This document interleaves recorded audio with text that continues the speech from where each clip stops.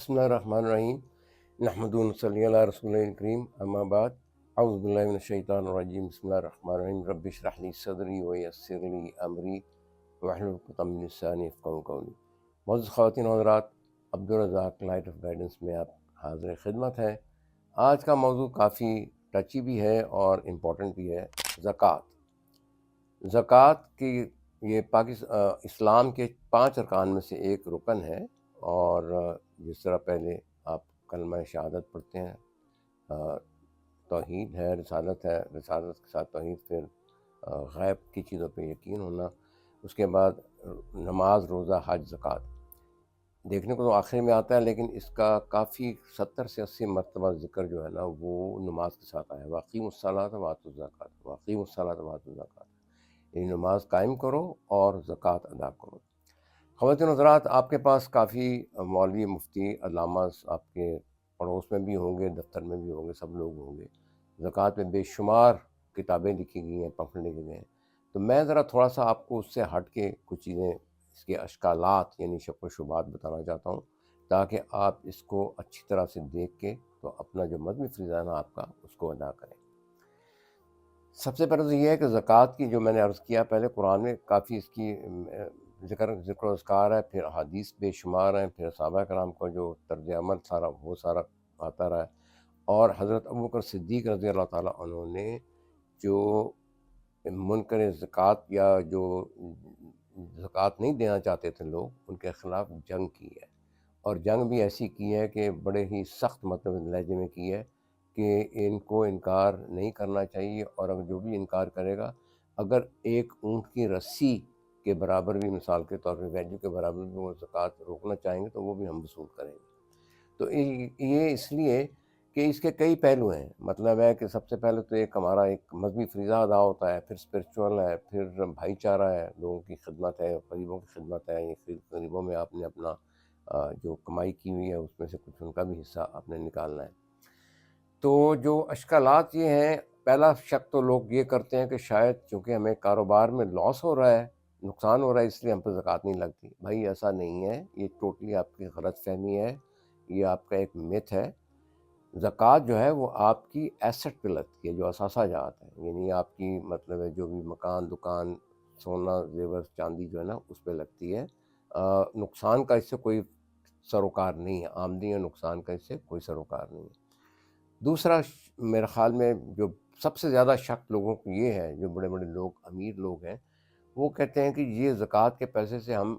غریبوں کے لیے بلڈنگ بنا سکتے ہیں، غریبوں کے لیے مشینری خرید سکتے ہیں ہسپتال کی، یا غریبوں کے لیے اور کوئی ایسا کام کر سکتے ہیں جو مطلب وہاں پہ رہن سہن کا طریقہ ہو، جس طریقے سے بھی ہو۔ یہ بھی غلط ہے۔ کچھ لوگ یہ جو اس طرح کرتے ہیں انفارچونیٹلی، وہ اپنے نفس کے مطابق کام کر رہے ہیں۔ میری اس پہ بہت زبردست ڈیپ ریسرچ ہے، کیونکہ جب میں اپنا شری میڈیکل سٹی میں تھا تو وہاں پہ بہت بڑے بڑے لوگ اس پہ مطلب آتے تھے، تو ان کے درمیان کافی بحث مباحثہ چلتا رہا، جس میں بھی ایک سمجھ شامل ہی تھا، بلکہ میں ہی مین اوپوننٹ تھا جو وہ باتیں کرتے تھے۔ تو اس وقت مجھے پھر چیئرمین صاحب جو تھے شریف ٹرسٹ کے، میاں نواز شریف صاحب، انہوں نے کہا بھی اس کی تحقیق کریں، تو میں نے اس کی بھرپور تحقیق کی تھی۔ اس میں جو مفتی صاحب نے فتویٰ فرمایا، اس نے کہا یہ جو امیر لوگ ہیں یہ زکوٰۃ دینا ہی نہیں چاہتے، یہ چاہتے ہیں کہ بڑی بڑی بلڈنگیں ہم بنائیں، ہمارے نام وہاں پہ نمبر نیم پلیٹ لگیں، اور ہماری جے جے کار ہو یا ہماری مشہوری ہو،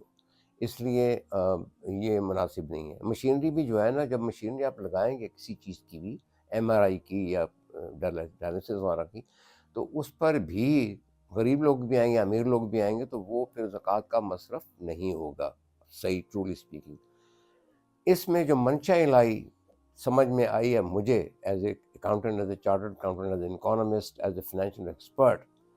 وہ یہ ہے کہ اللہ نے بہت ہی زبردست حکم دیا، یہ فیصلہ کیا ہے۔ اور جو مفتی صاحب نے مجھے کہا، انہوں نے کہا کہ جو زکوٰۃ جو ہے یہ صرف اور صرف غریب کا حصہ ہے، جو مستحق زکوٰۃ ہے، جو صاحب نصاب نہیں ہے، جس کے پاس پیسہ نہیں ہے، اس کو دینا چاہیے، اور اس کے لیے اس کی پوزیشن یعنی کیش اس کے ہاتھ میں دیں، اور نمبر 2 اس کی اونرشپ، یعنی وہ جہاں جائے اس کو مطلب ہے استعمال کرے، اس کا ڈیسیژن میکنگ اس کی ہونی چاہیے، پوزیشن اینڈ ڈیسیژن میکنگ۔ وجہ تاکہ وہ بندہ جو اس کی ضروریات ہیں، بچے کی کتابیں لینی ہیں وہ لے لے، بجلی کا بل دینا وہ دے دے، ماں کو حج کرانا ہے عمرہ کرانا ہے وہ کرا لے، وہ اس کا ضرورت میں نہیں آتا، لیکن ضروریات زندگی جو ہے اسے پوری کرے۔ تو آپ امیجن کریں کہ کس طریقے سے پوری اکانومی کے اندر ایک ویلتھ کی ریل پیل ہوگی اور اکانومی کس طرح سے ترقی کرے گی۔ ابھی تو فی الحال جو ہمارا یہاں چل رہا ہے، اربوں خربوں روپے کا سرمایہ تو بلڈنگوں میں غرق کر دیا ہوا انہوں نے، اور نمبر ٹو جو ہے وہ بینکوں کے پاس مطلب ٹریلین آف روپیز پڑے ہوئے ہیں، کسی کو کام کے نہیں ہے، وہ اس کو دیں گے جس کے پاس وہ ان کو سود زیادہ ملے گا۔ لہٰذا یہ بڑی ہی ستم ظریفی ہے۔ یہ کوشش کریں کہ یہ اس پہ جو پیسہ زکوٰۃ کا ہے اس کو بلڈنگ وغیرہ میں، اس طرح کی بڑی بڑی بلڈنگوں میں یا مشینری وغیرہ میں نہ دیں۔ زکوٰۃ کا جو مین طریقہ ہے وہ ابھی آپ کو ایک فارم بھی ہم یہ اپلوڈ کر دیں گے آپ کے لیے، اس میں ساری تفصیل دی ہے کیا کیا چیزیں زکوٰۃ مطلب آپ نے اس میں فل کرنا ہے۔ تو صاحب نصاب وہ بندہ ہے جس کی مالیت، اس کی ایسٹ کی جو اثاثہ جات ہیں اس کی ویلیو 52.5 تولے چاندی یا 7.5 تولے سونے کے برابر ہوگی تو وہ زکوٰۃ ہوگا۔ اب اس میں کچھ لوگوں نے کوئی شک و شبہ گنجائش نکال لی ہے، وہ کہتے ہیں کہ جی 52.5 تولے تو چاندی کی قیمت تقریباً 2 لاکھ بنتی ہے مثال کے طور پہ، اور 7.5 تولے سونے کی قیمت 22 لاکھ بنتی ہے، تو جو صاحب نصاب ہے وہ 22 لاکھ پہ جا کے شروع ہونا چاہیے، نہ کہ 2 لاکھ پہ شروع ہو۔ لیکن یہ میرا خیال مفروضہ صحیح نہیں ہے، کیونکہ جو منیمم ہے نا اس کے اوپر شروع ہوگا، ورنہ اگر یہ 22 پہ شروع ہوا تو کئی لوگ غائب ہو جائیں گے بیچ میں۔ پہلے تقریباً میرا خیال ہے پوری پاپولیشن کا 1/4% شاید زکوٰۃ دیتے ہوں گے، تو پاپولیشن نہیں، جو صاحب نصاب امیر لوگ ہیں وہ، تو وہ میرے خیال میں مناسب نہیں ہے۔ لہٰذا ہمیں آپ یہ ذہن میں رکھیں کہ آپ کا جو صاحب نصاب ہونا ہے وہ 2 لاکھ سے شروع ہوگا۔ ٹھیک ہو گیا جی۔ اس کے بعد کئی لوگوں نے اللہ کے احکامات کو ڈاج کرنے کے لیے بہت ہیلے بہانے طویلیں بنا رکھی ہیں۔ مثلاً کیا کرتے ہیں وہ یہ کرتے ہیں، وہ ایک تو یہ ہے نا کہ جو اثاثہ جات آپ کے پاس اس ویلیو کے موجود ہیں اس کا آپ کے پاس سال کا پورا ہونا ضروری ہے، سال پورا گزر جائے تو پھر اس پہ زکوٰۃ لازمی آتی ہے۔ یہ کرتے یہ ہیں کہ ایک تو وہ آپ کسی مستحق غریب کو ڈھونڈتے ہیں، اس کو کہتے ہیں بھائی یہ 1 کروڑ روپے ہماری زکوٰۃ بنی ہے، یہ ہم آپ کو دیتے ہیں، آپ اس کو وصول کرو، رکھ لو، قبول کرو، اور اس میں سے تم 2 لاکھ تم رکھ لو، باقی ہمیں واپس ہبہ کر دو، یعنی گفٹ کر دو یا پریزنٹ کر دو یا ہمیں ایز اے تحفتاً دے دو، جو بھی سلسلہ ہے۔ یہ سخت مطلب گناہ کا مقام ہے۔ اگر اس طرح کا ہیلا ہوگا تو اللہ تعالیٰ بہت ناراض ہوں گے اس سے۔ انما الاعمال بالنیات، نیتیں جو ہیں وہ اللہ نیتوں کو جانتا ہے، اور آپ کو ثواب اعمال کا جو نیتوں میں ملے گا۔ دوسرا کیا کرتے ہیں، یعنی یہ بڑی ہی عجیب سی بات میں بتانے لگا ہوں آپ کو، کہ آپس میں کوئی رشتہ دار یا جو بھی بندے ہیں وہ، یا میاں بھی مثال کے طور پہ اثاثہ جات جو ہیں، کچھ سونا ہوا، کوئی اور چیزیں ہوئیں، وہ 8 مہینے بیوی کا نام رہتا ہے، پھر وہ 8 ختم نہیں ہوتا سال پورا تو زکوٰۃ نہیں لاگو ہوتی، وہ پھر اپنے شوہر کے نام ٹرانسفر کر دیتی ہے، اس کے نام لاکر لے لیں، جو کچھ کر دیں گے، کوئی نہ کوئی طریقہ استعمال کرتے ہیں۔ اور یہ بھی ایک اللہ کو دھوکہ دینا ہے، اللہ کو ڈاج کرنا ہے، یہ بالکل مناسب نہیں۔ یہ اسی طرح سے ہے جس طرح سے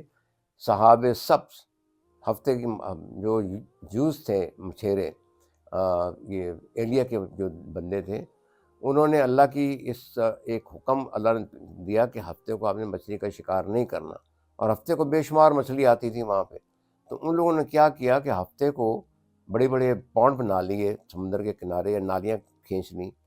تو ہفتے کے دن مچھلی اس میں ٹریپ ہو جاتی تھی آ کے، اور پھر وہ جا کے اس کو اتوار کو اس کا شکار کر لیتے تھے۔ بڑی جائز ان کی مطلب یہ تعویل تھی ان کا، جی ہم تو ہفتے کو شکار ہاتھ میں لگاتے ہیں مچھلی کو، وہ تو اب آتی ہیں تو ہم اس کو پکڑ لیتے ہیں، جب ہفتے کو آتی ہیں اتوار کو پکڑتے ہیں ہم تو اس پہ 3 گروپ بن گئے تھے۔ ایک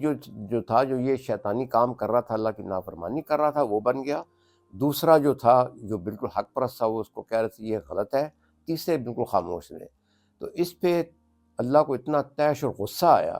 کہ ان لوگوں کو، یہ قرآن کریم کی آیت ہے، مطلب ہے کہ اللہ تعالیٰ نے ان کو بندر بنا دیا تھا، اور وہ 12,000 کے قریب تقریباً لوگ تھے، اور وہ ویسے وہیں پہ مطلب بندر ہی رہے، پھر روتے رہے، پھر مر گئے بعد میں وہیں پہ۔ تو اس طریقے سے ہمیں اللہ تعالیٰ کی احکامات کو، اللہ تعالیٰ کے احکامات کو، نبی علیہ السلام کی تعلیمات کو، صحابہ کرام کی جو ہماری ایک روایت چلی آ رہی ہے، اس کو ڈاج نہیں کرنا چاہیے۔ اور اللہ نے جتنی بھی چیزیں پیش کی ہیں، بتائی ہیں ہمیں، وہ کل شائن قدیر ہے، کل شائن علیم ہے، عالم الغیب ہے، کن فیکون ہے، ہر چیز کو جانتا ہے۔ اس لیے ہمیں ان کے اللہ کے احکامات کو اچھی طرح سے ماننا چاہیے۔ اس میں اگر کوئی آپ کو شک و شبہ ہو، اشکال ہو کسی چیز کے بارے میں، اور یہ بھی سوچ لیں کہ ایک تو آپ کا سونا چاندی ہے، کچھ باقی چیزیں ہیں، اس کے بعد آپ کا مطلب لائف سٹاک پہ بھی آتی ہے، پھر یہ کھیتی باڑی پہ بھی آتی ہے۔ کھیتی باڑی پہ عشر ہوگا اور مال کے اوپر زکوٰۃ ہوگی۔ کمپنیوں کی زکوٰۃ کے بارے میں یہ ہے کہ آپ کمپنی کی وہ بیلنس شیٹ بنائیں گے، اس میں جو مال تجارت ہے، جو کرنٹ ایسٹس ہے، آپ کی current assets and current liability net جب ہو جائیں تو اس کے اوپر آپ کو زکوٰۃ دینی ہے۔ فکسڈ ایسٹ اور یا فکس جو آپ کے لمبے لوگوں نے جن سے آپ نے ایسے خریدی ہیں، اس پہ زکوٰۃ نہیں آئے گی۔ اس طرح سے جانوروں کا لائف سٹاک کا ہے، وہ پوری لسٹ دی ہوئی ہے کہ کس کے پاس جتنی بھی مطلب ہے بکریاں ہوں تو اس میں ایک بکری زکوٰۃ آئے گی، پھر اونٹوں کا اس طرح حساب ہے، پھر بھیڑوں کا اس طرح حساب ہے۔ It is all very well written. آپ کسی بھی اپنے بچے کو گوگل پہ کہیں گے تو آپ کو یہ تفصیل ساری اس کی نکال کے دے دے گا، یا آپ کے جو بھی پڑوس میں کوئی مفتی ہے، یہ مولوی ہے یا خطیب ہے، وہ بھی آپ کو بتا سکتا ہے، یا آپ مجھے بھی فون پہ بات کر سکتے ہیں 0321 452 1306۔ عبدالرزاق میرا نام ہے، اور کائنڈلی ہمارے چینل کو آپ یہ لائٹ آف گائیڈنس کو بھرپور طریقے سے کنٹریبیوٹ کریں یا اس کو مطلب سبسکرائب کریں، کیونکہ ہم نے حق سچ بات کرنی ہے، فیکٹس پہ بات کرنی ہے، اور بیسڈ آن ایکسپیرئنس ہے۔ یہ فلوک نہیں ہے، یہ کسی مطلب ہے کسی عام بندے کا کام نہیں ہے، اس کی بڑی تحقیق کرنے کے بعد یہ آپ کو ساری چیزیں بتا رہا ہوں۔ بہت بہت شکریہ، ہمارے البلاغ۔